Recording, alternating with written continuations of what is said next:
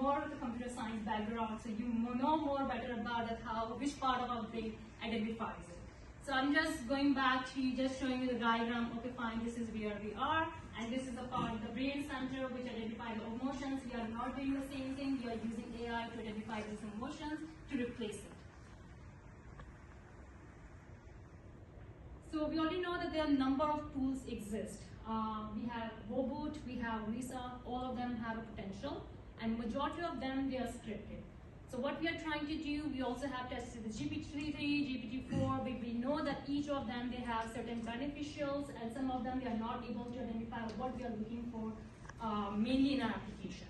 So GPT-3 and 4, they are more of the emotional grounding, and this is what we are not aiming for our own chatbot in our company.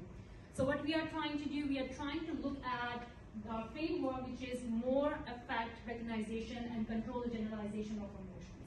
So this is what we are looking at in our chatbot, and that's why we are just giving you a quick overview of what exists.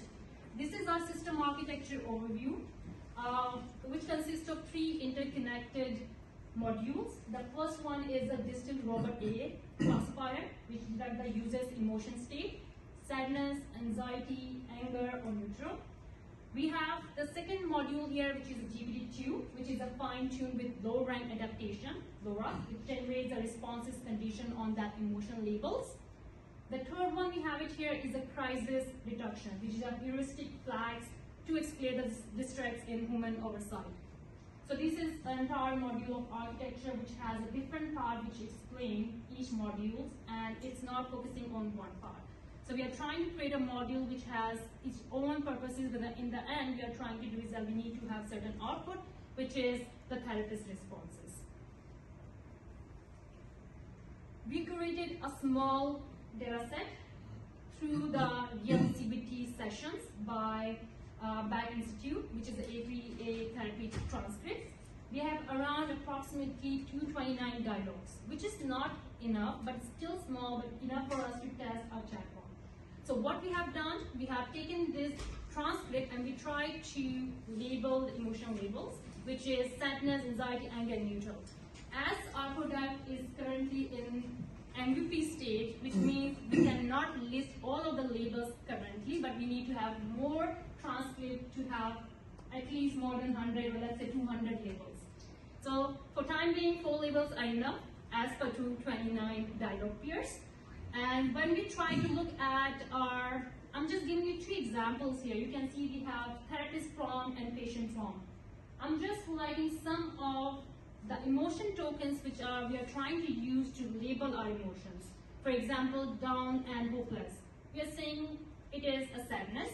Then we have angry, so we are saying, okay, fine, it's anger. But obviously it's the more easiest one, but we have number of other texts which help us to identify certain labels in this transcript.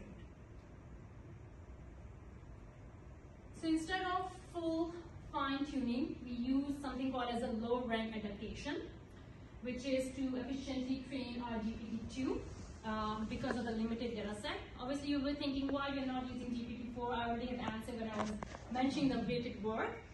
However, we will be testing later on when we'll have enough transcript.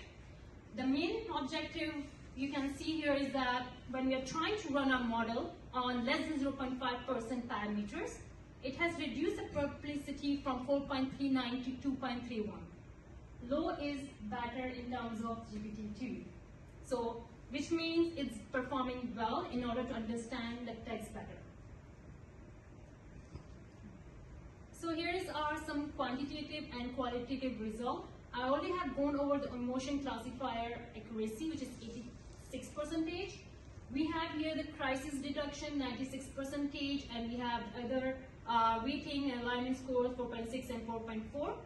We also have compared this result with the baseline GPT-2 because obviously it's very essential to see what exists and how well our model is performing in terms of whatever chatbox is there, if it's performing well, or whether we are adapting their own strategies, their own transcript data set, whether it works or not. So I have only tested the baseline GPT-2, but for sure in the future we'll be testing more data sets and more models as well. But for time being, yes, it performs well. So ethical and clinical implication majority of you are practicing. So it is the main question we ask whenever we are using a chatbot. Whether there is a responsible AI, do we have any explainable module here? It is not currently, but that's something which we are planning to have it. The main thing is that right now I'm a computer science student. I don't know well this chatbot is accurate or not in terms of being a therapist. So in order to do that, I need to have a clinical intervention here, or let's say the therapist will be involved here, who will be verifying my result. This is something which we are currently working on, and along with the transfer which we will get soon. Apart from that, the privacy and the data security, we have currently GDPR and HIPAA. Obviously, those are the main ones which mostly used in the clinics or clinical settings. Apart from that, you need to know that Canada is already trying to get a law based on using all the AI. That is still under process. We can see the news in January 2024 and April 2025. They're still under process. We have to make sure that we know the rules which is by the EU and also by the national regularization which uses a generative AI or any type of AI. So that is something which we're still considering moving forward.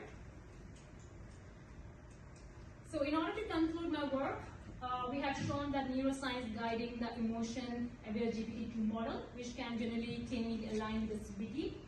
It only improves empathy coherence, but also ensures the safety through the emotion-based monitoring. And obviously, moving forward, we are trying to improve it further in the future.